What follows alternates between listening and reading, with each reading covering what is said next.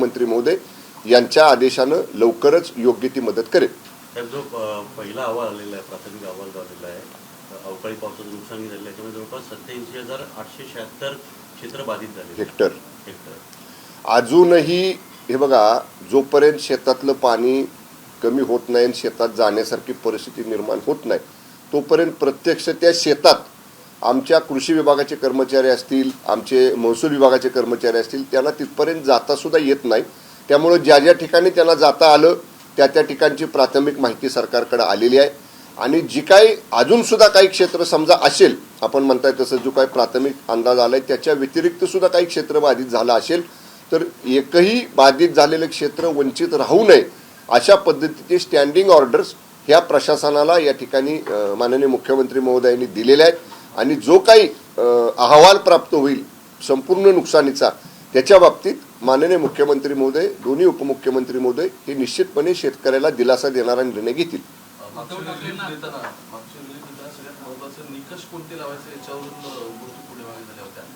नक्की काय होणार आहे? कारण एकीकडे दुष्काळासाठी सुरुवातीला आपण 40 तालुके वेगळे काढले, मंडळनी आहे त्याच्यावरती काम चालू आहे, आणि आता हे गारपीट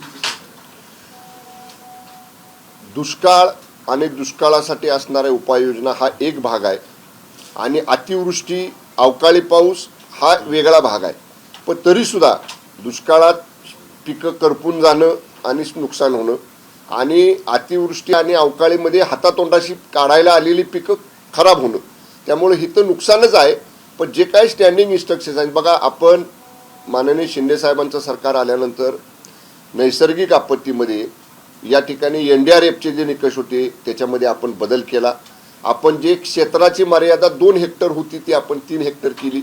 ह्या स्टँडिंग इन्स्ट्रक्शन्स, ह्या स्टँडिंग आपण शिंदे साहेबांचं सरकार आल्यानंतर हे बदल केलेले आहेत।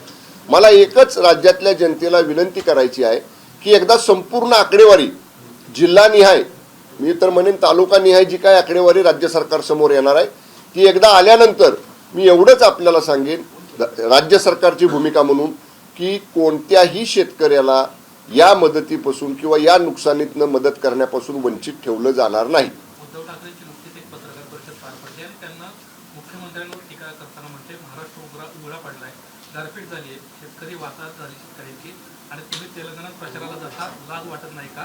आणि मग स्वतःच्या पंचतारांची शेतीबाबत तुम्ही सांगत बसता। त्यांनी असंही शब्द वापरला की जो माणूस आपलं राज्य सोडून दुसऱ्या राज्यात दुसऱ्या पक्षाच्या प्रचारात जातो तो माणूस सत्तेवर बसायच्या लायकीचं नाही, नालायक असा शब्द त्यांनी वापरला। अशा पद्धतीचा शब्दप्रयोग कोण करतं? ज्यांचं अवस्था अशी होते, सहनही होत नाही आणि सांगताही येत नाही, अशी अवस्था माननीय उद्धव ठाकरे साहेबांची झालेली आहे। त्यांच्या काळात सुद्धा संकट आली, त्यांच्या काळात सुद्धा शेतकऱ्याचं नुकसान झालं, पण NDRFच्या दुप्पट मदत द्यायची, 2 हेक्टरचं क्षेत्र मर्यादा 3 हेक्टर करायचा निर्णय माननीय उद्धवजी ठाकरे साहेब मुख्यमंत्री असताना का घेतला नाही?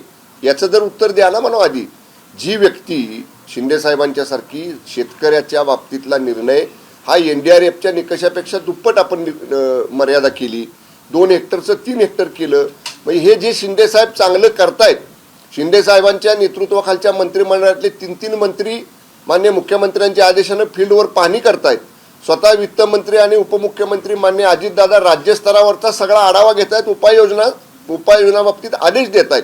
एवढ्या सगळ्या बाजूवर सरकार काम करतं आहे, आणि माननीय मुख्यमंत्र्यांचं सतत या सगळ्या परिस्थितीवरती लक्ष आहे। कसं आहे, माननीय शिंदे साहेबांना शेजारच्या राज्यामध्ये आग्रहानं तिथल्या पक्षांनी बोलवलं, महायुती आमची आहे, महायुतीमध्ये आमचा एक घटक पक्ष आहे, आणि तिथल्या नेत्यांनी, तिथल्या पक्षाच्या पदाधिकाऱ्यांनी माननीय मुख्यमंत्री एकनाथजी शिंदे साहेब, उपमुख्यमंत्री फडणवीस साहेब तिथे यावेत, त्याच्यामुळे गेलेले आहेत, एका दिवसासाठी गेलेत। पण माननीय उद्धव ठाकरे साहेबांना मला नम्रपणानं विचारायचं आहे, जेव्हा तुम्ही मुख्यमंत्री असताना कोकणात अशा पद्धतीची अतिवृष्टी झाली, अवकाळी पाऊस आला, पिकांचं नुकसान झालं, त्यावेळी किती दिवसानंतर तुम्ही गेला तिथं पाहणी करायला? त्यावेळी सुद्धा तुमचे मंत्रीच अगोदर त्या ठिकाणी गेले होते, तुमचे स्थानिक आमदारच त्या ठिकाणी गेले होते। असं नाही की आज अतिवृष्टी झाली तात्काळ उद्धव ठाकरे साहेब गेले। आज सुद्धा मी मगाशी ऐकलं, आता 5-6 जिल्ह्यात नुकसान झाले विदर्भामध्ये, मराठवाड्यामध्ये, आणि काय सांगतायत, 1 दिवसाचा दौरा माननीय उद्धव ठाकरे साहेब नुकसानीची पाहणी करायचा करणार। आता 4-4, 5-5 जिल्ह्यात एक दिवसात काय पाहणी करणार उद्धव ठाकरे साहेब? त्यामुळं आधी आपण स्वतःचं बघा, स्वतःचं ठेवायचं झाकून आणि दुसऱ्याचं बघायचं वाकून. हे तुमचे जे सल्लागार आहेत साहेब तुम्हाला सांगणार आहेत त्यांचं ऐकून फारसं तुम्ही म्हणजे त्यांचं फारसं ऐकू नये, कारण जे तुम्हाला सांगतायत त्यांच्यामुळंच ही अवस्था पक्षाची आज झालेली. मी लहान आहे, आपल्याला बोलण्या एवढा मी मोठा नाही, परंतु जेव्हा आमचे नेते माननीय शिंदे साहेबांच्या बद्दल तुम्ही अशा पद्धतीचा शब्द वापरता की जो आम्ही बोलू सुद्धा शकत नाही, त्यामुळे साहजिकच शिंदे साहेबांचा एक सहकारी म्हणून त्यांच्याबद्दल असा शब्द तुम्ही वापरला तर तुमच्याबद्दल तेवढ्याच तीव्रतेनं आम्हाला सुद्धा बोलावं लागेल. हे नाईलाज म्हणून मला या ठिकाणी सांगावं लागते. ओके, नाही पहिला मराठी संपू दे मग हिंदी. पहिलं मराठी संपू दे. थोडं मला लाईट कमी करता का हो समोरचा? मुख्यमंत्री असतील, पंतप्रधानांना असतील, आंतरराज्यात प्रचार करायला, रेवडी पुरवायला वेळ लागेल. मग माझ्या महाराष्ट्रातील शेतकऱ्यांच्या पाठीवर हात फिरवायला तुम्ही कधी येणार आहात? उद्धव ठाकरे. मग मी दिलं ना त्याचं उत्तर. आता मुख्यमंत्र्यांच्या वतीनं 3 मंत्री फील्डवर आहेत. माननीय उपमुख्यमंत्री आणि वित्तमंत्री मान्य अजितदादा स्वतः त्याचा आढावा घेत आहेत आणि एका दिवसासाठी सीएम साहेब गेले. तो सीएम साहेब आज संध्याकाळी आल्यानंतर ह्या सगळ्या गोष्टीचा आढावा घेणार आहे ना. आणि मी एवढंच सांगतो, माननीय मुख्यमंत्री एकनाथजी शिंदे साहेबांची मागची 1.5-2 वर्षाची कामाची पद्धत बघितली तर शेतकऱ्याच्या मदतीला धावून जाणारा नेता महाराष्ट्रात कोण असेल तर ते माननीय शिंदे साहेब आहेत. हे शेतकऱ्यांनी त्याचा अनुभव घेतलेला आहे ह्या 1.5 वर्षामध्ये.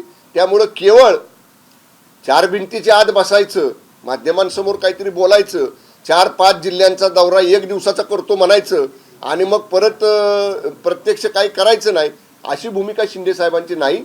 माननीय शिंदे साहेब हे सतत अडचणीत सापडलेल्या शेतकऱ्याच्या पाठीशी उभा राहणारा नेता म्हणूनच महाराष्ट्रातल्या शेतकऱ्यांनी शिंदे साहेबांचं काम हे निश्चितपणानं त्यांच्या पाठीशी राहिलेले आहेत. उद्धव ठाकरे म्हणतात की तिकडे प्रचार केला जातोय, 450 मध्ये सिलेंडर दिला जाईल. कोण म्हणते? उद्धव ठाकरे असे म्हणतात की तिकडे प्रचार केला जातोय निवडणुकांमध्ये की 450 रुपयामध्ये सिलेंडर दिला, तर महाराष्ट्रामध्ये ती परिस्थिती का नाही? दोन्ही सरकार असताना या बाबतीत केंद्र सरकारचा हा विषय आहे. केंद्र सरकार या बाबतीत योग्य वेळी योग्य निर्णय घेईल. पण मग समजा आपण 2.5 वर्ष मुख्यमंत्री होतात, आपण याच्या बाबतीतला काय निर्णय घेतला? आपण याच्या बाबतीतलं काय, आपण 2.5 वर्ष मुख्यमंत्री असताना राज्य सरकारनं त्यातला काय वाटा उचलून गृहिणींना काही सवलत देण्याचा प्रयत्न केला का? त्यामुळं आधी आपण काय केले 2.5 वर्षामध्ये ते बघा आणि मग इतर राज्यांची तुलना करा. एकनाथ शिंदे हे पाकिट पोहोचवणाऱ्यांपैकी होते, घरी नेणाऱ्यांपैकी नव्हते, असं विधान आहे ते नारायण राणे यांनी सिंधुदुर्गात बोलताना केलं. आणि आता याच्या बाबतीत राणे साहेबांना काय माहिती असेल मला माहीत नाही, राणे साहेब कुठल्या अर्थानं बोललेत, परंतु याच्या बाबतीत मी काही भाष्य करावं एवढा काही मी मोठा नाही, त्यामुळे याच्या बाबतीत मी काही बोलणार नाही. सर, पण त्यांनी असं वक्तव्य केलंय की एकनाथ शिंदे हे पाकिट पोहोचवणाऱ्यांपैकी होते, ते पाकिट घरी घेऊन जात नव्हते, असं त्यांचं म्हणणं आहे. त्यावरती विरोधी पक्षनेते अंबादास दानवेंनी प्रश्न उपस्थित केलाय की एकनाथ शिंदे यांना पाकिट कुठून यायचं हे त्यांना विचारावं. दानवेना म्हणावं, अंबादासजी दानवेना, तुम्ही त्यावेळी खूप दूर होता. जी काय माननीय नारायण राणे साहेब सांगतायत त्याप्रमाणे मला आठवतंय की मागं एकदा कुठंतरी एका भाषणामध्ये एका वरिष्ठ आमच्या नेत्यांनी शिवसेनेचे सांगितलं होतं की खोके नाही तर फ्रीज भरून कुठं काय जात होतं हे सांगायची वेळ आमच्यावर आणू नका. त्यामुळं आता परत जर अशा पद्धतीचं काही वक्तव्य केलं गेलं तर कुठले फ्रीज होते, किती थंड राहणारं साहित्य त्या फ्रीजमध्ये होतं, किती काळ टिकणारं साहित्य त्या फ्रीजमध्ये राहत होतं, ह्या सगळ्या गोष्टी कालांतरानं आम्हाला उघड कराव्या लागतील. सर, पृथ्वीराज चव्हाण यांनी थेट आरोप आता राष्ट्रवादीवरती केलाय की खरं तर राष्ट्रवादी काँग्रेस पक्षाने आम्हाला साथ दिली नाही, त्यामुळे मराठा आरक्षणाचा प्रश्न जो आहे तो प्रलंबित राहिला, असं थेट आरोप त्यांचा आहे. हे बघा, त्यावेळी काँग्रेस आणि राष्ट्रवादी काँग्रेसचं सरकार होतं. पृथ्वीराज चव्हाण साहेब काँग्रेसचे नेते मुख्यमंत्री होते आणि माननीय अजितदादा राष्ट्रवादी काँग्रेसचे नेते हे उपमुख्यमंत्री होते. त्यामुळे त्या दोघांच्यामध्ये मराठा आरक्षणाच्या बाबतीत काय चर्चा झाली होती, त्यावेळीचं आरक्षण ते काय देऊ शकले नाहीत, हे खरं त्या दोघांनी सांगावं लागलं. आता पृथ्वीराज चव्हाण बाबा काय म्हणतायत की अजितदादांनी त्यावेळी आम्हाला सहकार्य केलं नाही. आता दादानी याच्यावर सांगावं लागेल की पृथ्वीराज चव्हाण काय म्हणत होते आणि दादा त्यावेळी काय म्हणत होते. त्यामुळे ह्या दोघांच्या मधला हा विषय आहे. हे आम्हाला माहीत असायचं कारण नाही, कारण त्यावेळी आम्ही सत्तेमध्ये नव्हतो, आम्ही विरोधामध्ये होतो. सत्तेमध्ये असणारे हे 2 मोठे नेते जे डिसिजन मेकिंगमध्ये म्हणजे हा असा महत्त्वाचा निर्णय घेण्यामध्ये ज्या दोघांना अधिकार होते त्या दोघांनीच बोलणं उचित ठरेल. जर बाबा म्हणत असतील की दादाने आम्हाला सहकार्य केलं नाही, तर दादाने आता सांगावं लागेल की केलं का नाही केलं. मराठा आरक्षणावरतून तुमचा रोख अजित पवारांवरती आहेत का? बाबांना विचारा ना, आम्ही कुठं असं म्हणले? आम्ही अजिबात असं म्हटलं नाही. खुलासा करायला सांगता दादा. नाही नाही,